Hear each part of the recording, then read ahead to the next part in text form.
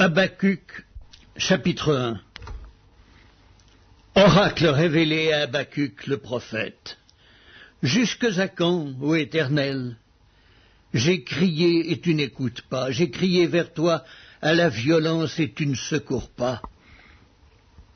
Pourquoi me fais-tu voir l'iniquité et contemples-tu l'injustice? Pourquoi l'oppression et la violence sont-elles devant moi? Il y a des querelles et la discorde s'élève, aussi la loi n'a point de vie, la justice n'a point de force. Car le méchant triomphe du juste et l'on rend des jugements iniques. Jetez les yeux parmi les nations, regardez, et soyez saisis d'étonnement, d'épouvante, car je vais faire en vos jours une œuvre que vous ne croiriez pas si on la racontait. Voici, je vais susciter les Chaldéens, peuple furibond et impétueux qui traverse de vastes étendues de pays pour s'emparer de demeures qui ne sont pas à lui. Il est terrible et formidable, de lui seul viennent son droit et sa grandeur. Ses chevaux sont plus rapides que les léopards, plus agiles que les loups du soir, et ses cavaliers s'avancent avec orgueil. Ses cavaliers arrivent de loin, ils volent comme l'aigle qui fond sur sa proie. Tout ce peuple vient pour se livrer au pillage. Ses regards avides se portent en avant, et il assemble des prisonniers comme du sable.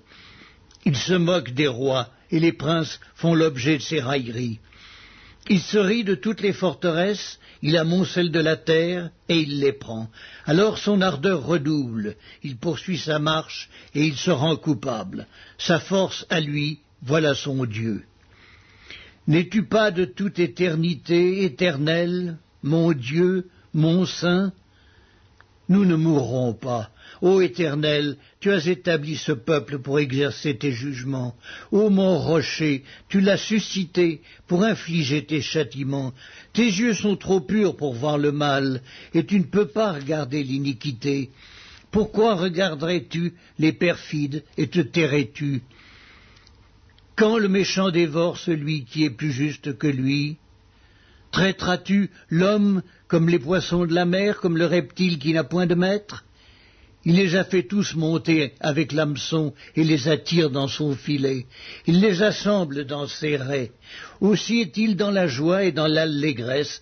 C'est pourquoi il sacrifie à son filet. Il offre de l'encens à ses raies, car par eux sa portion est grasse et sa nourriture succulente. Videra-t-il pour cela son filet, et toujours égorgera-t-il sans pitié les nations? Habacuc, chapitre 2. J'étais à mon poste et je me tenais sur la tour. Je veillais pour voir ce que l'Éternel me dirait et ce que je répliquerais après ma plainte.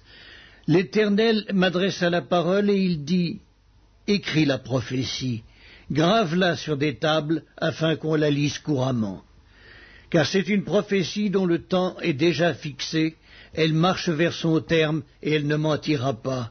Si elle tarde, attends-la, car elle s'accomplira certainement. Voici, son âme s'est enflée, elle n'est pas droite en lui, mais le juste vivra par sa foi. Pareil à celui qui est ivre et arrogant, l'orgueilleux ne demeure pas tranquille, il élargit sa bouche comme le séjour des morts. Il est insatiable comme la mort, il attire à lui toutes les nations, il assemble auprès de lui tous les peuples. Ne sera-t-il pas pour tous un sujet de sarcasme, de raillerie et d'énigme? On dira, malheur à celui qui accumule ce qui n'est pas à lui, jusque à quand? Malheur à celui qui augmente le fardeau de ses dettes. Tes créanciers ne se lèveront-ils pas soudain? Tes oppresseurs ne se réveilleront-ils pas? Et tu deviendras leur proie. Parce que tu as pillé beaucoup de nations, tout le reste des peuples te pillera, car tu as répandu le sang des hommes, tu as commis des violences dans le pays, contre la ville et tous ses habitants. Malheur à celui qui amasse pour sa maison des gains iniques, afin de placer son nid dans un lieu élevé pour se garantir de la main du malheur.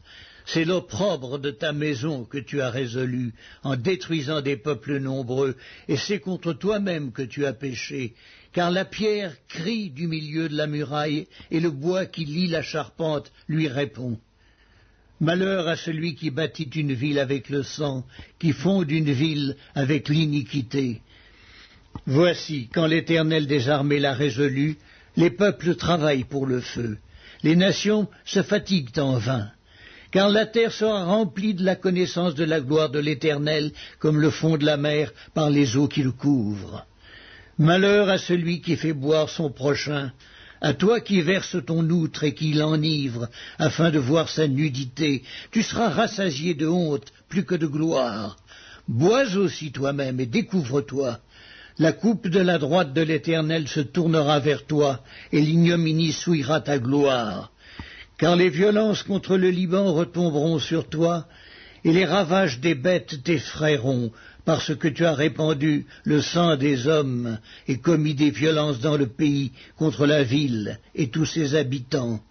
À quoi sert une image taillée pour qu'un ouvrier la taille?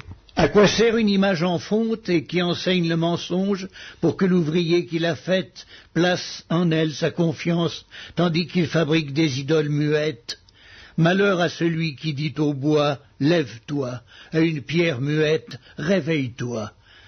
Donnera-t-elle instruction? Voici, elle est garnie d'or et d'argent, mais il n'y a point en elle un esprit qui l'anime. L'Éternel est dans son saint temple, que toute la terre fasse silence devant lui.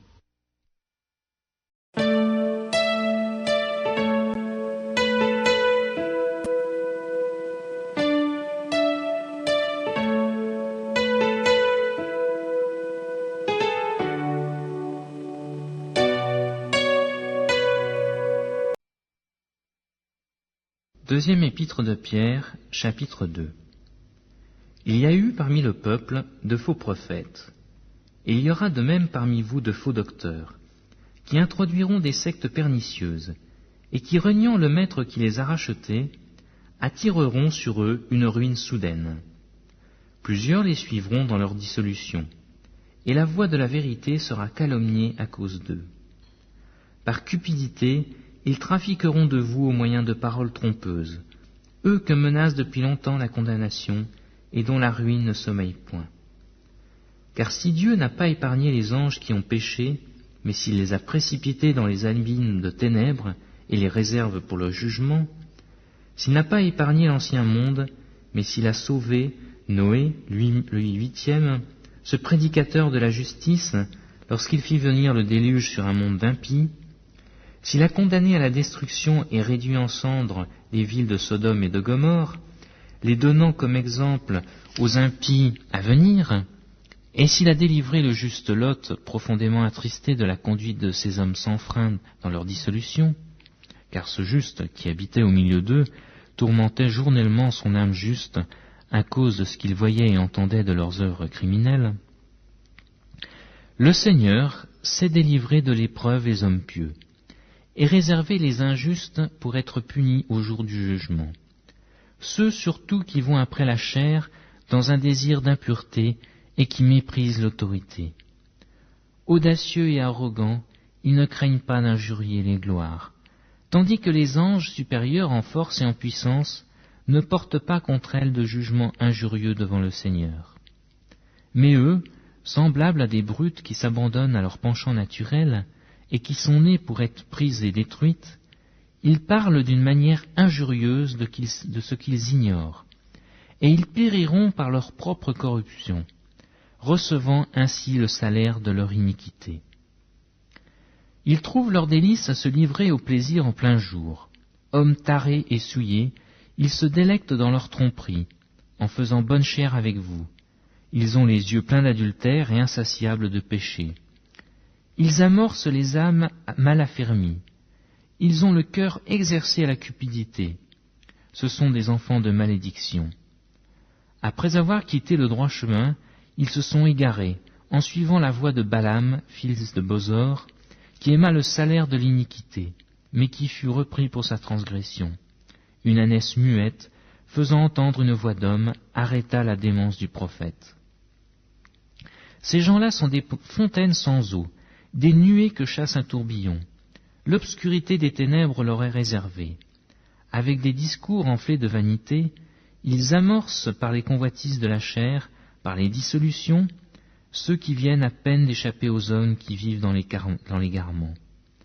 Ils leur promettent la liberté, quand ils sont eux-mêmes esclaves de la corruption, car chacun est esclave de ce qui a triomphé de lui.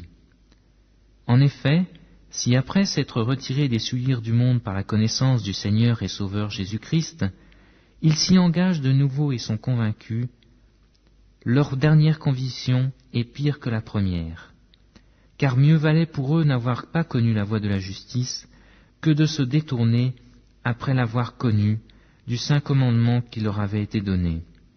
Il leur est arrivé ce qu'a dit un proverbe, « Le chien est retourné à ce qu'il avait vomi, et la truie lavée s'est vautrée dans le bourbier. »